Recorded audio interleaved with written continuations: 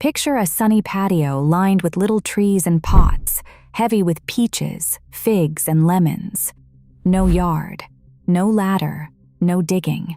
That dream is completely real. But most people who try it get the other version.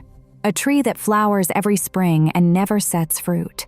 A tree that quietly dies in the wrong bag of soil. The difference is almost never money or space. It is one word on the label that nobody explains. So here are 8 dwarf fruit trees that all grow happily in a pot, and the one word to read on each. One of these 8 trees will never fruit if you plant it alone, and the tag will not warn you. One of them fruits better the more you crowd its roots, the opposite of everything you have been told. One of them is a Mediterranean tree that rides out a freezing patio winter, if you know the word that tells the real ones from the fakes. And one of these 8 ripens its fruit in January, on a windowsill, with snow on the ground outside. Most people plant these trees wrong. Let me fix that. The first tree is the one that started me down this whole path. The Bonanza peach. You have seen a peach tree. 15, 20 feet tall, half the fruit up where you need a ladder you should not be climbing anymore. The Bonanza is 4 to 6 feet. You stand flat on the ground and pick every peach. And these are not tiny ornamental fruit. They are full size, free stone, yellow with a red blush, sweet and juicy, ripening in late June. Here is the most useful thing I can teach you today. There are 3 ways a fruit tree gets called small, and only one of them stays small. The first way is a dwarfing rootstock. The nursery grafts a normal tree onto special roots that hold it back. It works, but those trees can still push to 10 or 12 feet, and the dwarfing fades as they age. The second way is a semi-dwarf. That is just a slightly smaller standard tree. It will outgrow your patio in 2 summers. The third way is a genetic dwarf. The smallness is written into the tree itself, into its own roots and its own genes.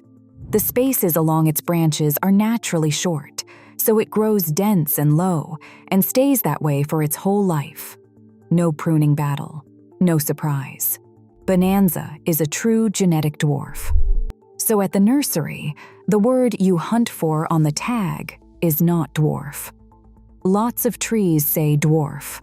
The word is genetic. Genetic dwarf means it was born small and will die small, the only kind that truly belongs in a pot forever. Bonanza is self-fertile, so one tree on its own gives you a full crop.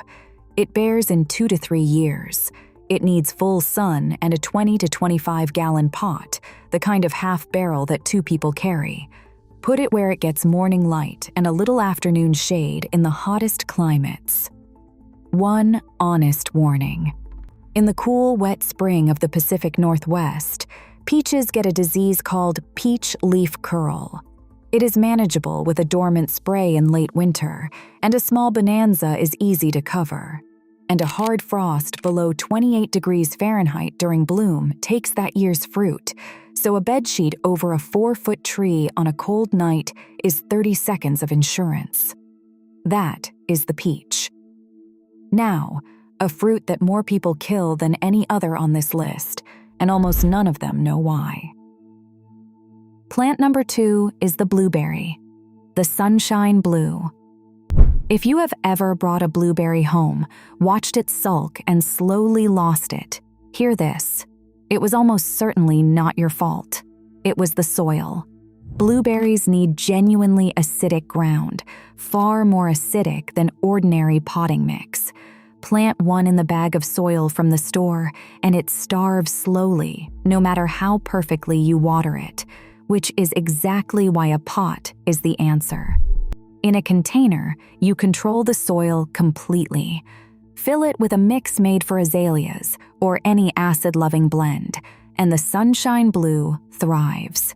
This one is a natural dwarf, 3 to 4 feet, tidy on its own. It is a southern high bush, which means it needs very little winter cold to fruit, so it works in mild winter regions where old-fashioned blueberries fail. It is self-fertile, though a second plant gives a heavier crop. The berries are firm and sweet, and the leaves turn soft blue-green in summer and burn orange and red in fall, so it earns its spot even between harvests. On a blueberry, the two words that matter are self-fertile. See them, and you know one plant on its own will feed you. Put it on a sunny step by the back door where you brush past it every morning, because ripe blueberries need picking the day they color. But the biggest trap of all is the next one. It is the tree most people bring home full of hope, plant with care, and then watch hand them nothing but flowers year after year. Plant number 3 is the columnar apple, and everything about how it is sold sets you up for disappointment. A columnar apple is a beautiful thing. It grows straight up. A narrow column about 8 feet tall and barely wider than a fence post. Varieties like North Pole, Scarlet Sentinel, and Golden Sentinel fruit happily in a half barrel on a patio. You can line 3 along a sunny wall like green pillars. And here is the trap. You bring one home, plant it, wait, and get nothing, year after year. Because apples, unlike that peach, are what gardeners call self-unfruitful. One apple tree by itself cannot pollinate itself. It needs pollen from a different apple variety, blooming at the same time, nearby. I am not guessing about this. The University of Illinois Extension puts it plainly. You need 2 trees, but they have to be 2 different varieties that bloom together. The good news, and the tag never tells you this, is that a flowering crab apple counts. If a neighbor has one in bloom down the street, your single patio apple may fruit beautifully off it. But standing alone with no apple relative in sight, it gives you flowers and nothing else, forever. So the rule is simple. Buy 2 columnar apples of 2 different varieties, or make sure a crab apple blooms within sight. The tag rarely spells this out, so look for the word pollinator, and if it does not promise self-fertile, assume it needs a partner and plan for one. If this is already the most useful thing you have heard today, do me a favor. Drop a comment with your hardiness zone and whether you have a balcony, a patio, or a small yard, and I will tell you which of these 8 fits your spot. Then subscribe, because the next 4 trees are the ones almost nobody thinks to grow in a pot. Speaking of trees, you already half know. You met one of these before in another video, in its cold, hardy form. Here is its small, sweeter cousin. The 4th tree is the fig, Little Miss Figgy. A while back I told you about the Chicago hardy fig, the one that survives a Zone 5 winter by dying to the ground and growing back. Little Miss Figgy is its opposite number. Where Chicago hardy is built for cold, this one is bred for small. It tops out around 4 to 6 feet and is genuinely happy living its whole life in a container. Figs in general, including Little Miss Figgy, often fruit better when their roots are restricted. A fig with too much room pours its energy into leaves and growth. Crowd those roots into a container, and the tree decides it had better hurry up and make figs instead. The pot itself becomes part of the trick. This is the tree from the opening that fruits more, not less, when you crowd it. The phrase you want on the tag is common fig. That is your guarantee it fruits on its own, needing no second tree and no special insect. You get soft, honey-sweet figs with pink interiors, still warm if you pick them in the afternoon sun. For a cold winter region, the pot is also your escape hatch. When the tree drops its leaves and goes dormant, wheel it into an unheated garage. It needs no light while it sleeps and wakes on its own in spring. Through summer, set it against a south-facing wall, where the warmth of the bricks ripens the fruit faster. That fig only acts tropical. The next tree truly is built for heat, and its warning is hidden right in the word dwarf. Number 5 is the dwarf pomegranate. A pomegranate on a patio sounds like a fantasy, and the dwarf forms make it real. But this is where you have to read the label like a detective, because the word dwarf on a pomegranate hides two very different plants. The tiny ornamental dwarf, often sold as nana, is tough as nails and gorgeous, with little orange trumpet flowers. But its fruit is small and sour, grown for looks more than eating. If you want fruit worth eating, look for a patio-sized eating variety, sometimes sold under names like red silk, which stays around 3 to 5 feet and gives full, sweet, garnet fruit.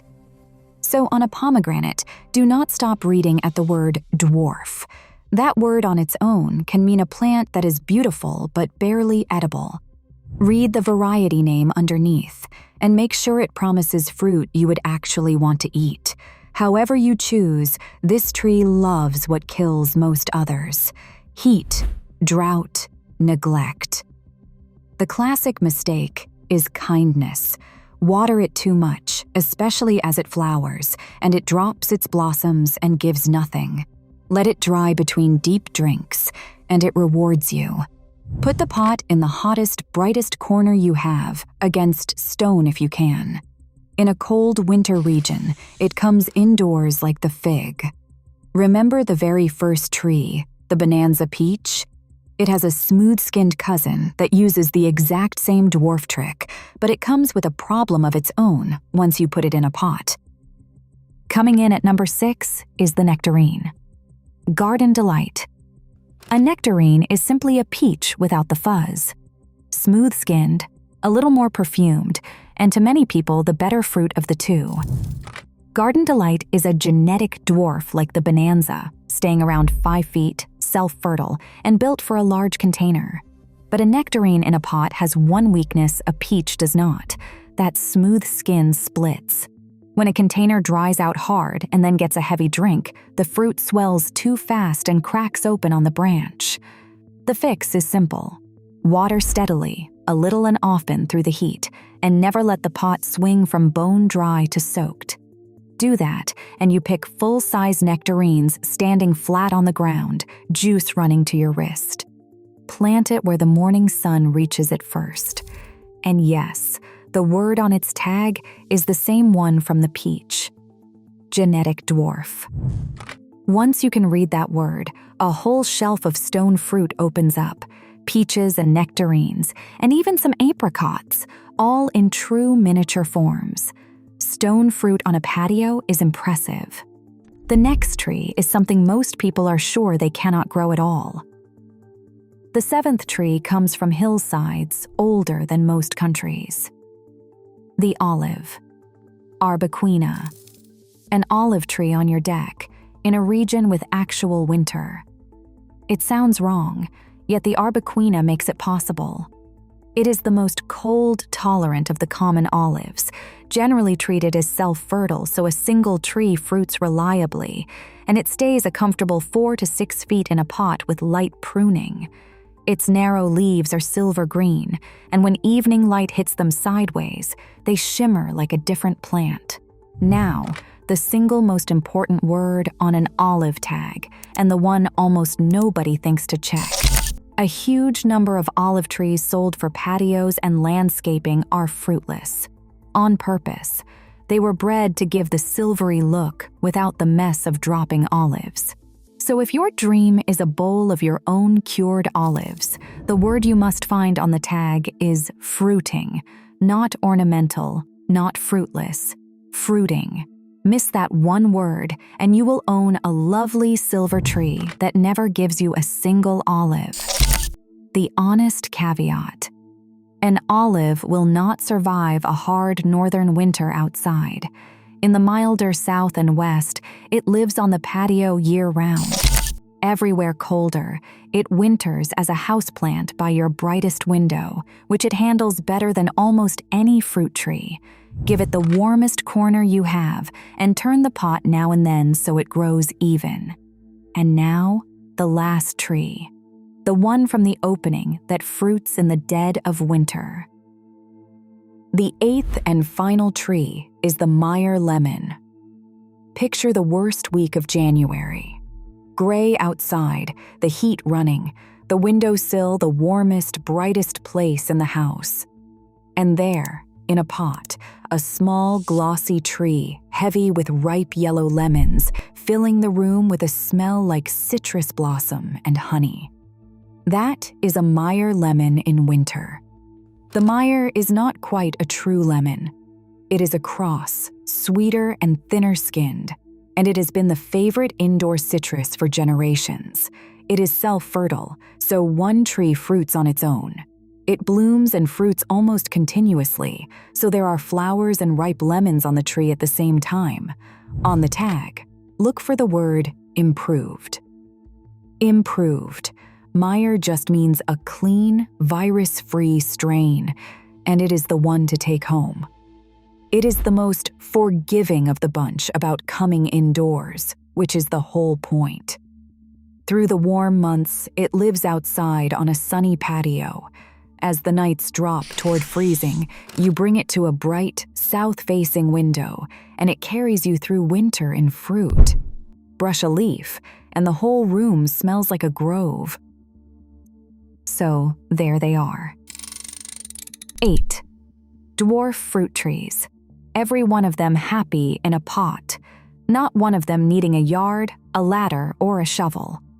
But I do not want to leave you with just a list, because a list is not what gets you fruit. Reading the tag is, and every one of these trees taught you a word. So here is your cheat sheet for the day you stand at the garden center. On a peach or a nectarine, find the word genetic, because genetic dwarf is the only kind that stays small for life. On a blueberry, find self-fertile. And remember, the soil has to be acidic or nothing else matters. On an apple, find a pollinator, or know there is a crab apple in bloom nearby, or you will wait forever for fruit. On a fig, find common fig, and trust the crowded pot. On a pomegranate, look past the word dwarf to a variety that promises eating fruit. On an olive, demand the word fruiting, or you will get a beautiful tree and no olives. And on a Meyer lemon, take the improved one and give it your warmest winter window. That is the difference between a patio full of green disappointments and a patio that feeds you, and it costs nothing but knowing which word to read. Tell me in the comments which of these 8 is going on your patio first, and drop your zone so I can tell you the smartest pot and the best corner for it. And if reading the tag right just saved you from one wasted tree, subscribe, and I will keep handing you the words the labels leave out.